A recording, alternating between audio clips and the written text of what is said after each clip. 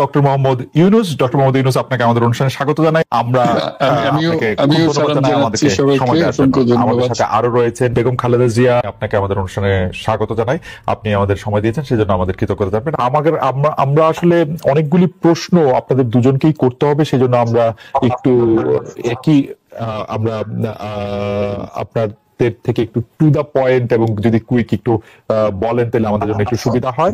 আপনি গণতন্ত্রের পক্ষে লড়াইয়ে সামিল হতে বলছেন, প্রশ্ন কেউ কেউ করছেন, প্রশ্ন উঠছে, আপনি কি এইসব মামলা মোকদ্দমা থেকে মুক্তি পেতে ডক্টর মোহাম্মদ ইউনূস সরকারেরই পরিবর্তন চাইছেন? বিসমিল্লাহির রহমানির রহিম।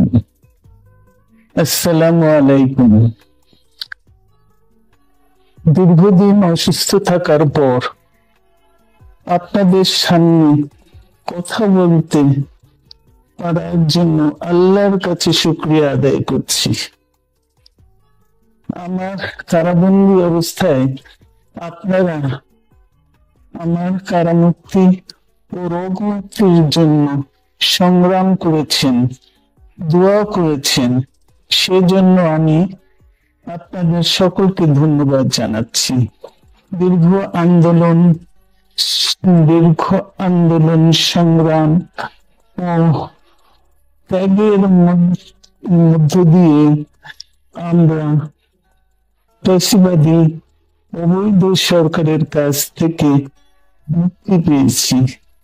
আমি আন্তরিক ধন্যবাদ জানাতে চাই আমাদের বীর সন্তানদের, যারা মরণপণ সংগ্রাম করে এই অসম্ভবকে সম্ভব করেছে। শত শত শহীদদের জানাই শ্রদ্ধা। এই বিজয় আমাদের নতুন সম্ভাবনা নিয়ে এসেছে। দীর্ঘদিনের নজিরবিহীন দুর্নীতি, গণতন্ত্রের ধ্বংসের স্তূপের মধ্য থেকে আমাদের নির্মাণ করতে হবে এক সমৃদ্ধ বাংলাদেশ। ছাত্র তরুণরাই আমাদের ভবিষ্যৎ। তরুণরা এই যে স্বপ্ন নিয়ে বুকের রক্ত ঢেলে দিয়েছে, সেই স্বপ্ন বাস্তবায়নে করতে মেধা, যোগ্যতা, জ্ঞান ভিত্তিক গণতান্ত্রিক বাংলাদেশ গড়ে তুলতে হবে। শোষণহীন সমৃদ্ধ বাংলাদেশ, সকল ধর্মের গোত্রের অধিকার নিশ্চিত করতে হবে। শান্তি, প্রগতি আর সাম্যের ভিত্তিতে আধুনিক বাংলাদেশ নির্মাণে আসুন আমরা তরুণদের হাত শক্তিশালী করি। ধ্বংস নয়, প্রতিশোধ নয়, প্রতিহিংসা নয়, ভালোবাসা, শান্তি ও জ্ঞান ভিত্তিক সমাজ গড়ে তুলি। কিছু না বলেও আপনি যে দুর্যোগের মধ্যে আছেন, বললে না জানি কি হতো, আপনার মন্তব্য একটু শুনতে চাই। অবস্থাটা হলো, আমি বলছি দেশের কাউকে কিছু বলি এমন কথা তো নয়। বাইরে বিদেশেও যে সবাইকে যে সাদরে নিয়ে আসি তাও না, তাদেরকে অনেক শর্ত দিই আমার এই কথাগুলো লেখার ছাপানোর আগে আমাকে বলতে হবে, যাতে আবার এমন কোনো কথা শব্দ এমন থেকে না যে আমি এক বিপদের সম্মুখীন হব।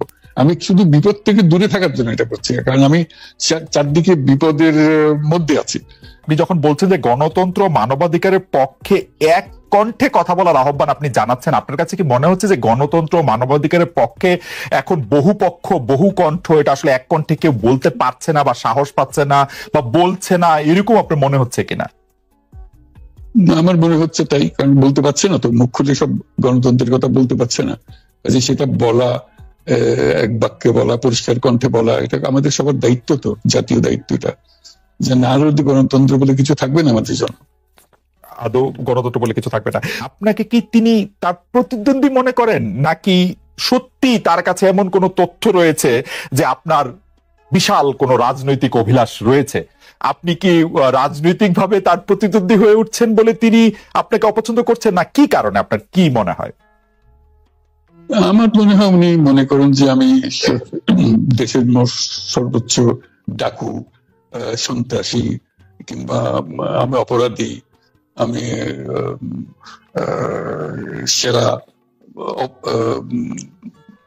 চোর, এই জাতীয় জিনিস মনে করেন, কাজে সেগুলো ব্যাখ্যা করেন উনি তার মাকে।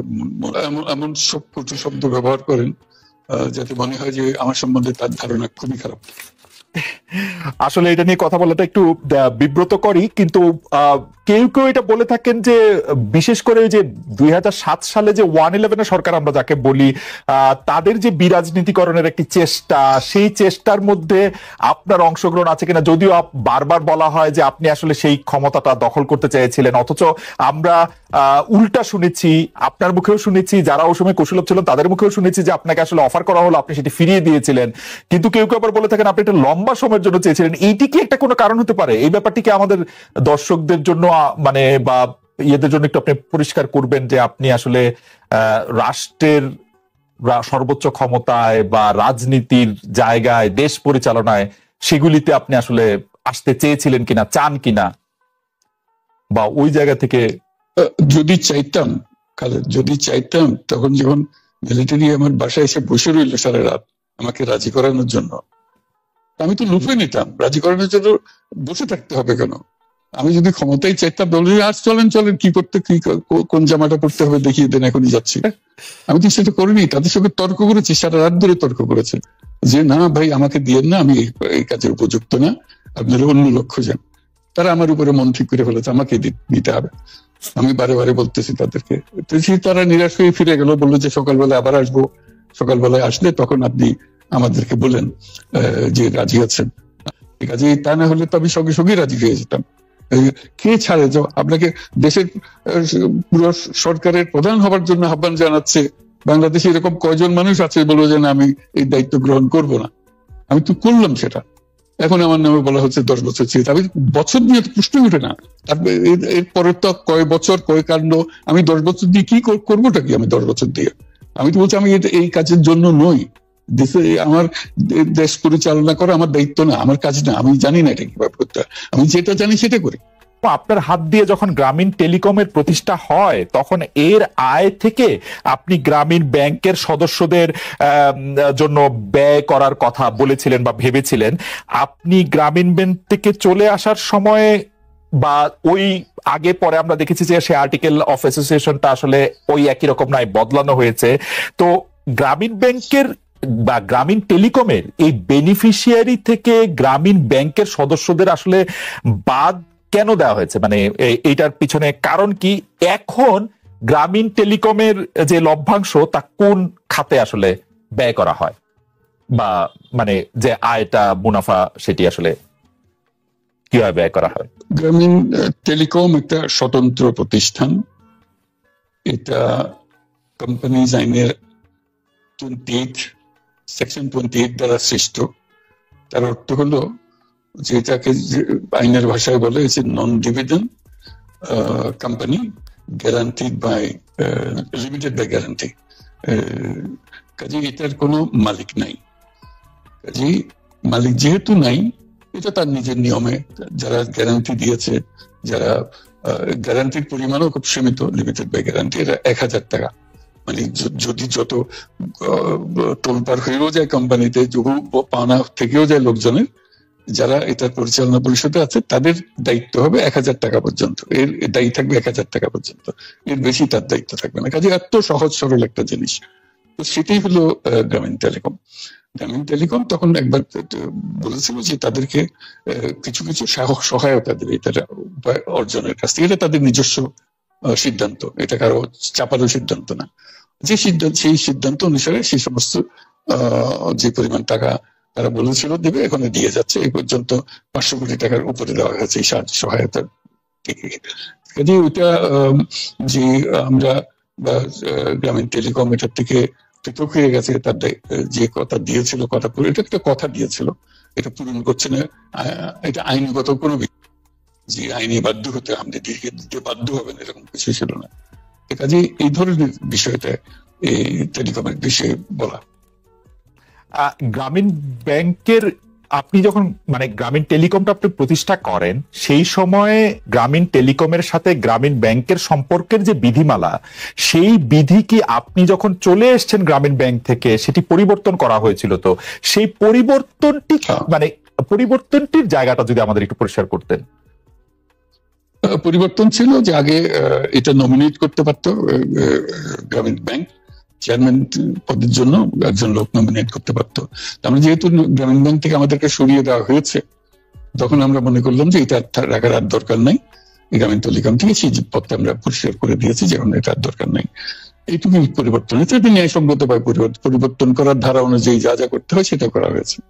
এতে তার ইচ্ছা বা তার কর্তব্য, তার করণীয় যে অবজেক্টিভস আছে, কোথাও পরিবর্তন হয় নাই। এই ক্ষেত্রে আমাদের এই বিষয়ে আর কি এইটাই আমাদের আরেকটা প্রশ্ন, সেটা হচ্ছে যে গ্রামীণ টেলিকম কি গ্রামীণ ফোন থেকে প্রায় 37% লভ্যাংশ পায়, যে এবং যদি পায় 34% লভ্যাংশ পায়, সেই 34% লভ্যাংশের যে টাকাটা, সেই টাকাটা কোথায় বা কি উদ্দেশ্যে ব্যয় করা হয়? সেই সামাজিক ব্যবসায়, যেটি আসলে আপনার প্যাটেন্ট করা সোশ্যাল বিজনেস, সেটির কাঠামোটা আসলে কি বা সেটি কিভাবে আপনি করেন? সামাজিক ব্যবসা হলো এমন একটা নতুন ধরনের ব্যবসার চিন্তা, যেটা আমরা প্রমোট করছি, আমরা নিজেরা প্র্যাকটিস করছি। যেটা ব্যবসা মানে হলো মুনাফা করা, ব্যক্তিগত মুনাফা করা, এবং তার লক্ষ্য হলো সর্বোচ্চ মুনাফা করা। এটি হলো ইকোনমিক্স এর নিয়ম, যে সর্বোচ্চ মুনাফা যদি করি সবকিছু ঠিকঠাক মতো চলবে। আমরা বললাম যে এটা ভুল জিনিস, যে সর্বোচ্চ মুনাফার মধ্যে দিয়ে মানুষকে এক রকমের নেশাগ্রস্ত করেছে। এই মুনাফার নেশার মধ্যে তাকে ঢুকিয়ে দেওয়া হয়েছে।